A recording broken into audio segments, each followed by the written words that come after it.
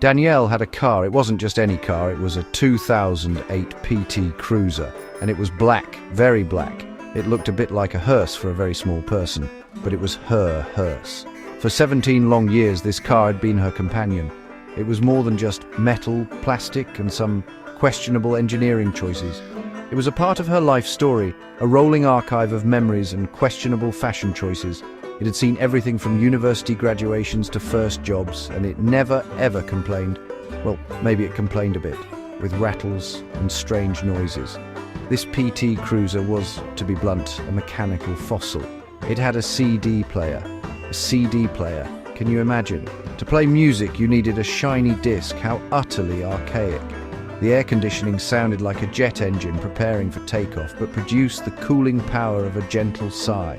The windows went up and down with the speed of a tectonic plate. It was slow. It was noisy. It was, in many ways, a bit rubbish. But it was her rubbish. It had character. Every dent told a story. Every stain on the upholstery was a memory of a spilled coffee or a hastily eaten sandwich on the go. The car had a name, of course. She called it the Cruiser. How original. It had ferried friends, family, and an alarming number of houseplants. It had been on road trips where the destination was less important than the journey itself. The Cruiser was a constant, a reliable, well, mostly friend, in a world that was always changing. It was the backdrop to her 20s and 30s. Its quirky, retro but not quite cool design was a familiar sight in her driveway. It was as much a part of her home as the front door. It was, in short, a member of the family. A slightly embarrassing, mechanically challenged member of the family. But time, as they say, is a cruel mistress. The Cruiser was showing its age. The rattles were getting louder. The mysterious leaks were becoming less mysterious and more puddles. Repairs were becoming more frequent and more expensive. It was like trying to keep a 19th century steam engine running on a diet of hope and duct tape. The check engine light was on more than it was off, glowing with the persistence of a tiny, angry orange star. Danielle knew, deep down, that the end was near. The era of the PT Cruiser was drawing to a close, and a new chapter was waiting to be written. The day finally came. October 11th, 2025. It was the last day with the Cruiser. Danielle woke up with a strange feeling in her stomach. It was a mix of sadness and excitement, like attending a funeral and a birthday party at the same time. She looked out the window at the black car, sitting silently in the morning light. It looked sad. Or maybe she was just projecting her feelings onto a large piece of American metal. She decided to take it for one last drive. Not to anywhere important. Just a drive for the sake of driving. A final farewell tour of the familiar streets it had known for so long. She slid into the driver's seat, the worn fabric feeling like an old, comfortable jumper. She turned the key, and the engine coughed to life with its familiar, slightly asthmatic roar. It was a sound she had heard thousands of times, a sound she knew she would miss. She pulled out of the driveway, her hands gripping the steering wheel. Every turn, every stoplight felt significant. This was the last time she would signal a left turn here, the last time she would struggle to get into fourth gear on this particular hill. It was a journey through a landscape of memories, each corner of the road attached to a different moment in her life. This car wasn't just a machine, it was a symbol of her youth, of a simpler time, a time before everything had a touchscreen and a million different settings, a time when a car was just a car. It represented independence, the freedom of her early 20s, the struggles and triumphs of building a life. Saying goodbye to it felt like saying goodbye to a part of herself. It was the car she had cried in after a bad day, and the car she had sung her heart out in on the way to a concert. It was a silent witness to her entire adult life, a rolling sanctuary of solitude and celebration. As she parked it back in the driveway for the final time, she turned off the engine. The silence that followed was deafening. She sat there for a long moment, just breathing. She patted the dashboard, a gesture of thanks. "Thanks for everything, old friend," she whispered to the empty car. It was a surprisingly emotional moment. A tear rolled down her cheek, crying over a PT Cruiser.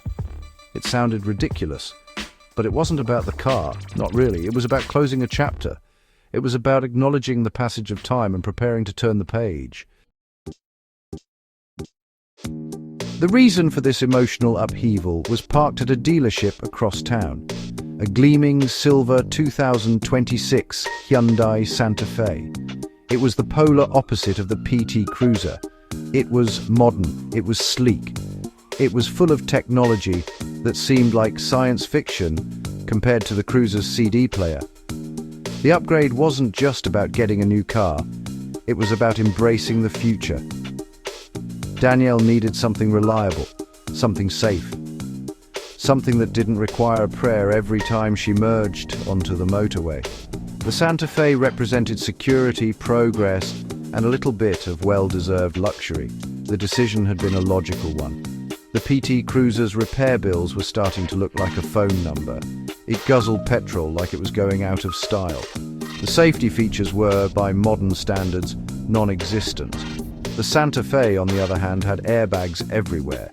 It had lane keep assist, blind spot monitoring, and a computer brain that was smarter than most television presenters. It was a sensible choice for a grown-up. It was a car for the next phase of her life. A vehicle ready for new adventures, new responsibilities, and much, much longer road trips without the fear of breaking down. And let's be honest, it was also about the toys. The Santa Fe had a panoramic sunroof, a massive touchscreen that connected to her phone seamlessly, heated and cooled seats. This was the height of automotive decadence. After years of manually adjusting her mirrors and using a physical map, the idea of a car that could navigate for her and keep her bottom warm was intoxicating. It was a step into a new world of comfort and convenience. It was an upgrade not just in machinery, but in lifestyle. It was a statement that she was moving on and moving up.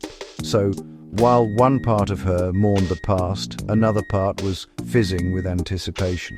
The Santa Fe wasn't just a car, it was a promise of smooth rides, quiet cabins, and technology that actually worked. It was a promise of not having to explain to passengers why the car was making that noise. It represented a new beginning, a clean slate on four wheels. The contrast couldn't be starker, from a quirky, aging relic to a cutting-edge piece of automotive art. The transition was about more than just transport. It was about personal evolution. Danielle took a deep breath as the salesperson handed her the keys, or rather the key fob. There was no actual key. This was already a major development. She walked up to the silver Santa Fe and it beeped a friendly welcome. Sliding into the driver's seat was like entering a spaceship. The smell was the best part, that glorious new car smell, a perfume of plastic, leather, and possibility. She pushed the start button. The engine came to life with a quiet, confident hum. No coughing, no spluttering, just a smooth, almost silent purr. It was brilliant. Her first moments behind the wheel were a revelation. Everything was so smooth.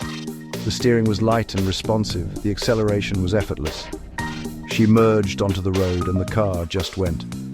There was no drama, no struggle. It was like going from a rusty bicycle to a bullet train. She glanced at the huge digital display which showed her speed, her music, and a map of where she was going. It was all so clear, so intuitive. This wasn't driving, this was gliding. She felt powerful.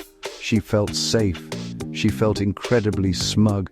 She drove around with no particular destination, just like she had in the Cruiser that morning. But this was a different kind of drive. This wasn't about nostalgia. It was about discovery. She tested the sound system, the bass vibrating through the seats. She opened the sunroof, letting the afternoon sun flood the cabin. She even tested the heated seats just because she could. A wide grin spread across her face. This was fun. This was what driving was supposed to feel like. It was a world away from the rattling, drafty cabin of her old car. This was progress, and progress felt amazing. As she finally pulled into her driveway, she looked at the space where the PT Cruiser used to be. For a moment she felt a pang of nostalgia, but then she looked at the sleek, silver machine she was now driving. The Santa Fe wasn't just a replacement, it was an evolution. It represented her own growth, her journey from the uncertain young adult in the PT Cruiser to the confident woman in the Santa Fe. The old car had served its purpose. Now it was time for new roads, new memories, and a future that looked as bright and shiny as the paint on her new car.